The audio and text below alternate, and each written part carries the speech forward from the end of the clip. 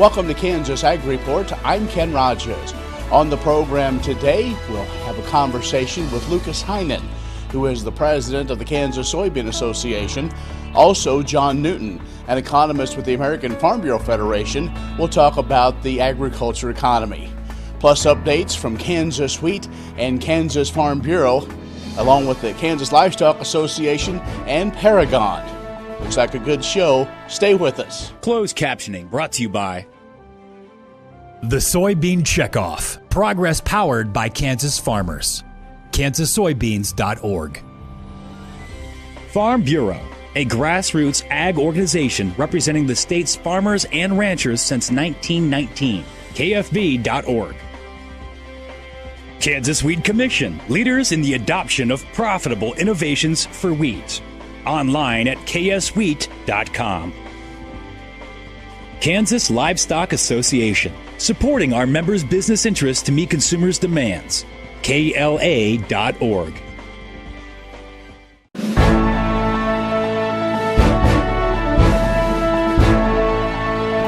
We're joined now by Lucas Heinen, who is the president of the Kansas Soybean Association. Lucas, we are here in Topeka with the Wake Up to Kansas breakfast, an opportunity to kind of talk one-on-one with Kansas legislators. How important is that? To talk to Kansas legislators, it's critically important. Topeka is not that far away from farm country, but we need to talk to some of our legislators about what farming actually is today. There are a number of issues that can impact your daily lives, not only here in Topeka, but also in D.C. And so you spend a lot of time also back in the nation's capital advocating, and talk about that experience as well. So we do spend a lot of time communicating with our legislators. The experience has always been positive. People like to hear from a farmer. They like to hear our perspective. We have something I think pretty valuable to offer them as far as information and real world experience, and that's what our legislators need to hear. How is a law or a rule I'm thinking about making? How's that going to affect, I guess you'd say, the boots on the ground, the people that are actually making their living from the land? Let's talk about probably the issue on most people's minds, and it looks like the industry's been very proactive, and that's dicamba as we move forward to this planting season. Dicamba is like a trigger word, I guess you would say now, and boy, it works. Dicamba is an effective weed killer, but dicamba had some problems last year in Kansas. But I think with some training and some more heightened awareness, I think those problems are going to be less this year. Now, more people will spray dicamba, I'm certain of that. But I think we understand now what we have and how critical it is to do the sprayer sanitation, clean that thing out. Only spray when the temperatures are right. Don't spray in a high wind. Stay away from sensitive crops. The industry seems to have a heightened awareness of what we have. We want to protect it, and we want to be respectful of our neighbors. I believe you went through the training. Of course, if you're going to apply it, you have to go through the training. So talk about that process. Is it something that is fairly easy to go through? Well, you can get out of it whatever you put into it. Now, I did do the training, and I had a lot of questions. I've been on the wrong side of dicamba twice. I've been on both sides of it. I've been hit, and I was the guy that hit somebody else. And I thought I did everything right. And I was really, really frustrated. Last summer was a summer of just a lot of questions, and I had those questions answered at this training. We tried to nail down what happened to me and why that stuff moved, and I did find it out. I sprayed when the temperatures are right, sprayed during the normal hours, and I had a load that I had to leave sit overnight. Well, it sat in the booms overnight. That's just the way the sprayer works. So I started up again the next day, and something happened in that boom to make that chemical more volatile. Now, I don't feel like I'm making a stretch here. I want to be honest, because we have problems with this stuff. But I'm certain I figured out what happened to me, and I won't repeat that. And I think a lot of farmers got their questions answered at this training, and I'm hopeful we have a positive experience with this in 2018. All right, thanks, Lucas. Appreciate the update. Good luck this season. Lucas Heinen, the president of the Kansas Soybean Association, has joined us. Stay with us. We'll have more coming up. This segment brought to you by Kansas Livestock Association, supporting our members' business interests to meet consumers' demands. KLA.org. Oldie Seed Farms, carrying soil-specific seed. Find them on the web at oldieseed.com. That's OHLDE seed.com. Grass and Grain, online or in the mail, keeping Kansas farmers informed for over 60 years. Grassandgrain.com. Kansas Wheat Commission, leaders in the adoption of profitable innovations for wheat. Online at kswheat.com. Imagine having someone help you pick the best corn hybrids for every field on your farm. Your Oldie representative can combine your data with his data to offer a field-by-field prescription. Contact Oldie Seed today at 877-692-4555. All over the country, more and more communities are making the change to biodiesel made from U.S. soybean oil. And the decision continues, improving the health and welfare for millions of Americans while adding billions to our national economy.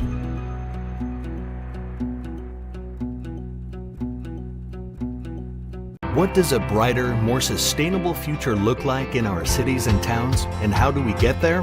When New York needed an alternative fuel source to reduce carbon emissions, the city found what it needed in biodiesel made from U.S. soybean oil.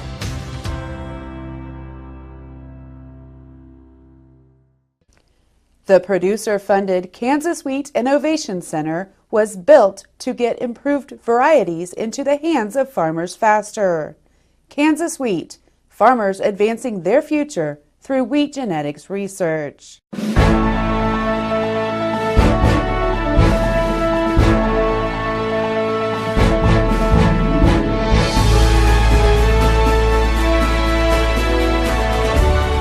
Joining us now is John Newton, economist with the American Farm Bureau Federation. John, we know this farm economy is still trying to get started. What are the numbers telling you? Well, we've been in a tough situation for a number of years now. Net farm income has fallen about $50 billion, or close to 50% from where it was in 2014. Part of that is we've had really good weather. We've had 4 really good crops in a row. USDA is going to tell us again that we're going to have a record soybean crop and the 3rd biggest corn crop in U.S. history. So that's really pressured prices lower, and we've been in that state for a number of years. And then you look on the livestock side of the equation, we still see milk production continue to increase, red meat production's increasing, and that's been challenging prices as well. Well, it seems like the other challenge has been the factors that really have very little to do with the markets, but are playing a big part of the markets. And the biggest thing is what's going on with trade, what's going to happen, where's the confidence? Well, I haven't checked Twitter in the last 10 minutes, so I'm not really sure what's happening. Yeah. But this is a new environment that we're in. And certainly with, farmers and ranchers understand that we export about $40 billion a year to our NAFTA partners. We also import a lot of products as well. But NAFTA's been really good for U.S. agriculture. And so we want to continue to work with the administration and USTR to stress how important trade agreements are to the farm economy. We export 25% of the products that we produce, and 96% of the population lives outside the U.S. So trade and market access is going to be critical if we're going to turn around the farm economy. Well, as we know, we've had indications, some reports from folks like Ernie Goss and others say, surveys are saying the economy is turning around. We're seeing some things, but still no on the farm. Commodity prices being what they were, USDA is basically saying 18 is going to be another one of those years to struggle. Yeah, USDA did come out and say they think net farm income will be a little bit higher on the livestock side in 2017-18, but yeah, we're in that sideways pattern. I think we've been in that situation for a number of years, and what folks have done is that they've burned through their equity. And they're starting to tighten their belts, find ways that you can cut costs and be more efficient.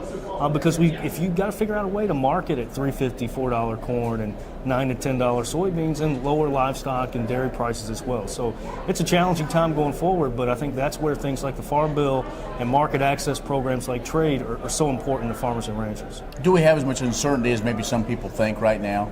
I certainly do. I think in this global economy that we're in, things can change pretty quickly.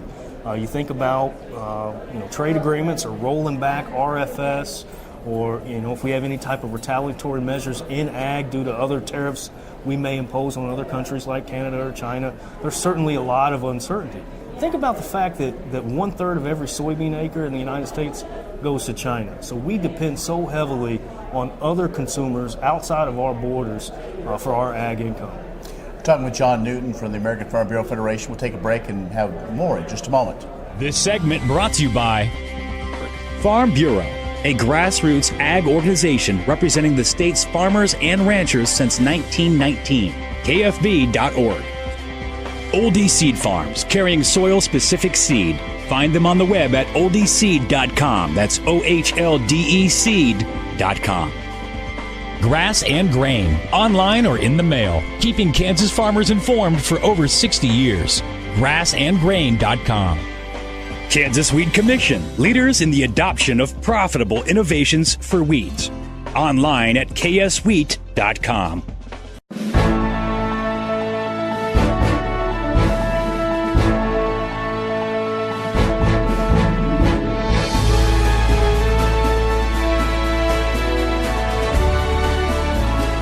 Talking with John Newton from the American Farm Bureau Federation, and a number of different factors as we look at the farm economy, and of course the one that has been kind of that start and stop, and we're really starting to roll again, is the Farm Bill. A lot of uncertainty, and as we kind of many expected, we're in a normal pattern. Trying to get something done early just isn't going to happen. Well, I feel like we just did a farm bill. So I was on the committee in 14 when we did the last farm bill. But what happened was we did that farm bill, and no one ever thought corn would drop below $4 again. And so since that farm bill, like I said earlier, farm income has fallen about $50 billion. And so President Duvall, American Farm Bureau Federation, seeing the challenge that we were in with agriculture, put together a farm bill working group about 1.5 years ago. And so we've been engaging with our grassroots members across the country to figure out what's working and what's not working. And just in the last 6 months or so, really took all of those lists, we took it back to the Hill, met with lawmakers to talk about the Farm Bill, and I think they've incorporated some of our ideas, and we're starting to see pen put to paper, and hopefully we can get something done next year.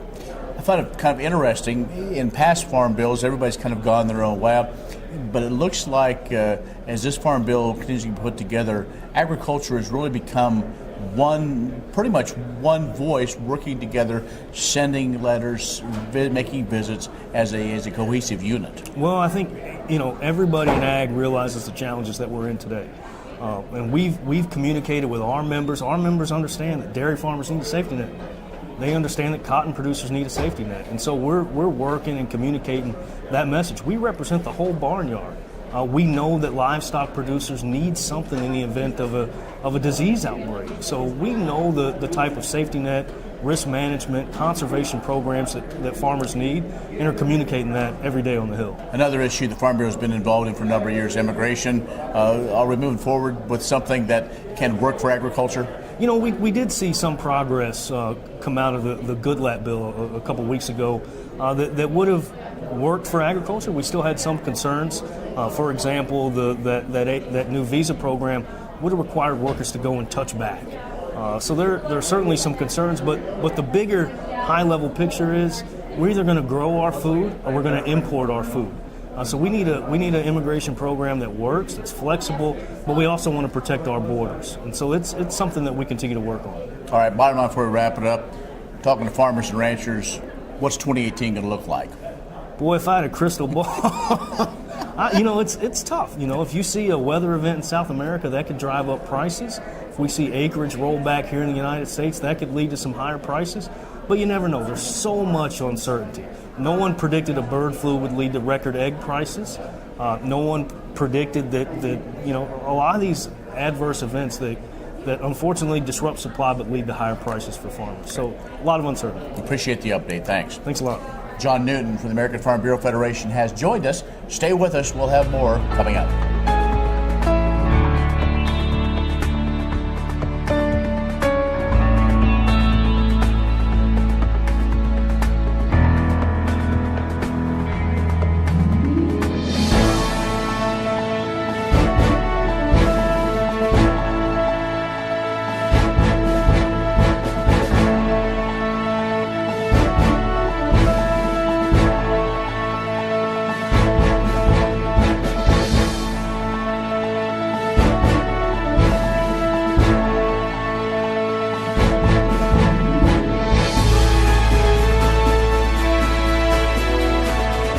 Spring is sprung, and Premier Farm and Home has what you need to keep your yard crabgrass free throughout the season. With a complete line of pre-emergence, you can stop crabgrass before it starts. Premier Farm and Home, 900 Southwest University Boulevard, or find them on the web at heycow.com.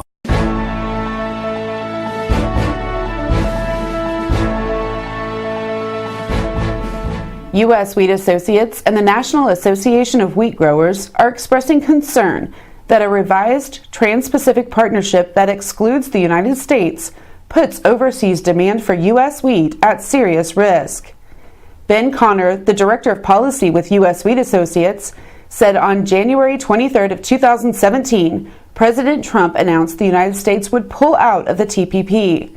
The announcement that the 11 remaining TPP members have concluded talks on a revised deal without us sends another discouraging signal to our longtime wheat importing customers in Japan. That would put U.S. wheat producers at a total price disadvantage of more than $200 million per year from TPP alone. As the agricultural community warned when the president made the announcement, withdrawing from TPP was short-sighted and unnecessary, and now U.S. wheat farmers could take the hit. Gordon Stoner, the president of the National Association of Wheat Growers, says as expected, the remaining members of the TPP are moving forward without the United States. If nothing else, this announcement should serve as a rallying cry for farmers, ranchers, and dairy producers, calling for the new trade deals we were promised when the president walked away from TPP. The heat needs to be turned up on the administration and on trade negotiations with Japan. An already stressed agriculture sector needs the benefit of free and fair trade now. The TPP 11 countries include Canada and Australia, which are major competitors to the United States in the Japanese wheat market. Other TPP countries with rapidly growing demand for imported wheat include Mexico, Vietnam, Malaysia, Chile, and Peru. In August of 2014, several groups joined forces and petitioned the U.S. Fish and Wildlife Service asking for the monarch butterfly to be listed as threatened under the Endangered Species Act.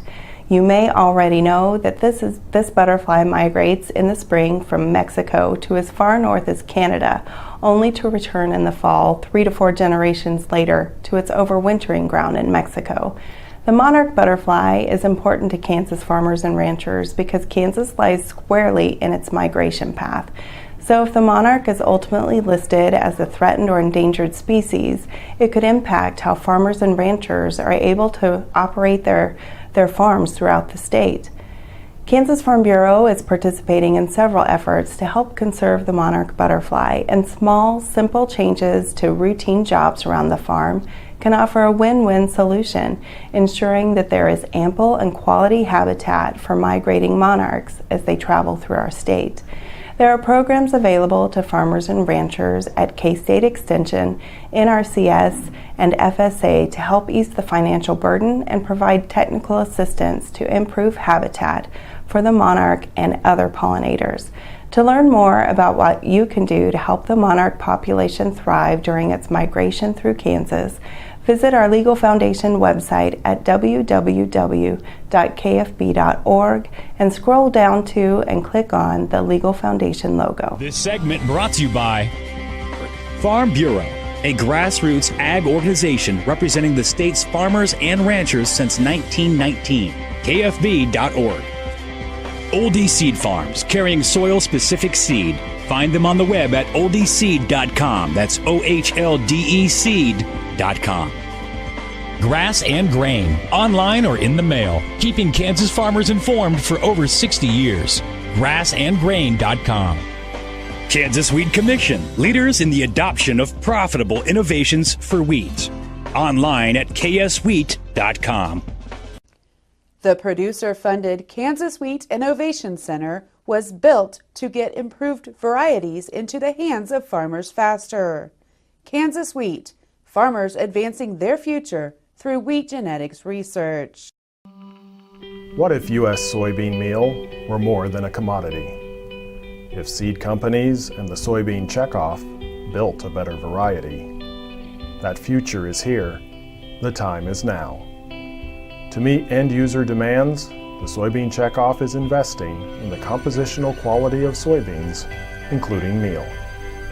A message from the Kansas Soybean Commission, the Soybean Checkoff, progress powered by Kansas farmers.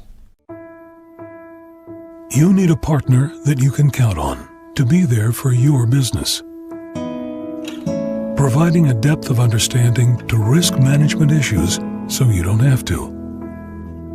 a knowledgeable support team located in your area, delivering products and services to make you more successful.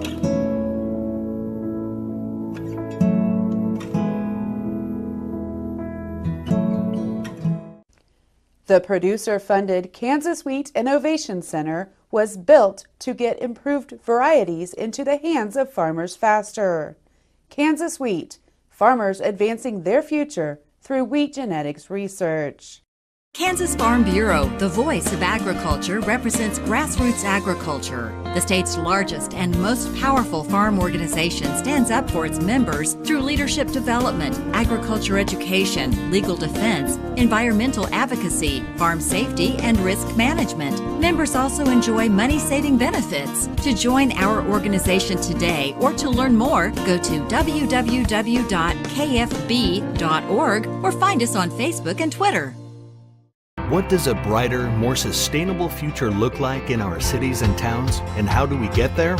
When New York needed an alternative fuel source to reduce carbon emissions, the city found what it needed in biodiesel made from U.S. soybean oil.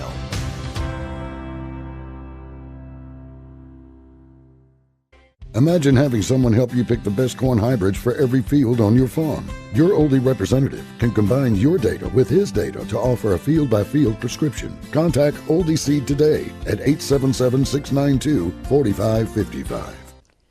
The producer-funded Kansas Wheat Innovation Center was built to get improved varieties into the hands of farmers faster.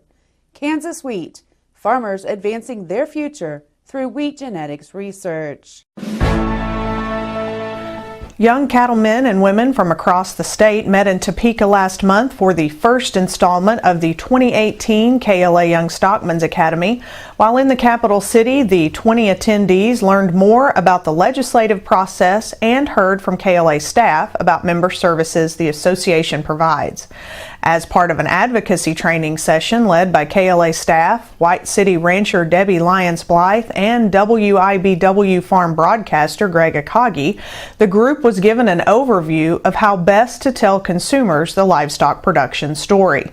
Blythe shared how she incorporates advocacy into her daily routine through the use of a blog and social media posts. In addition, the class attended a Kansas Senate Agriculture and Natural Resources Committee meeting and participated in a financial planning seminar led by Keiko Isom.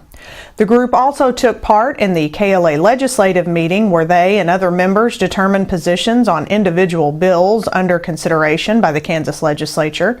A series of 4 seminars will be held for participants throughout the year, and Merck Animal Health is again serving as the exclusive sponsor.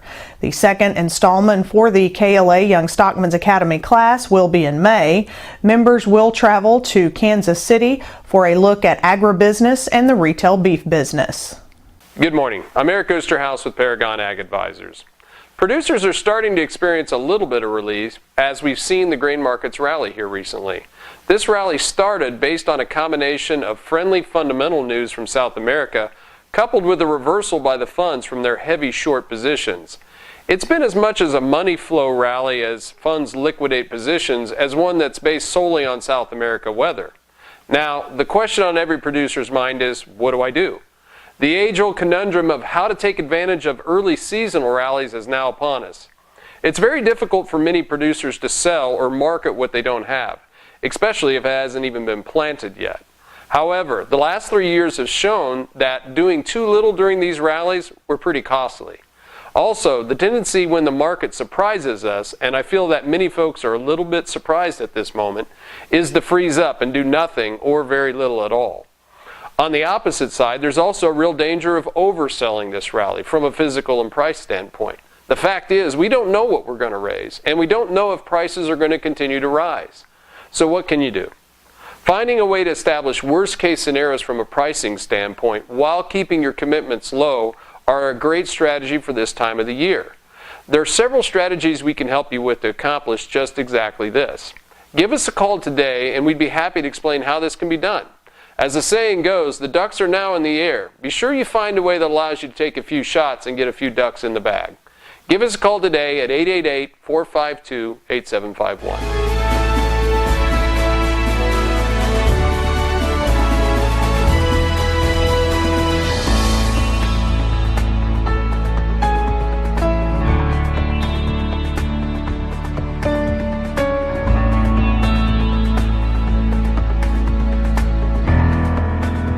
Well, that's our show for today. Be social with us by liking us on Facebook or follow us on Twitter at Kansas Ag Report. You can also get ag information online anytime at kansasagreport.net. I'm Ken Rogers. Thanks for watching. We'll see you next week. Closed captioning brought to you by The Soybean Checkoff. Progress powered by Kansas farmers. KansasSoybeans.org. Farm Bureau, a grassroots ag organization representing the state's farmers and ranchers since 1919. KFB.org. Kansas Wheat Commission, leaders in the adoption of profitable innovations for wheat.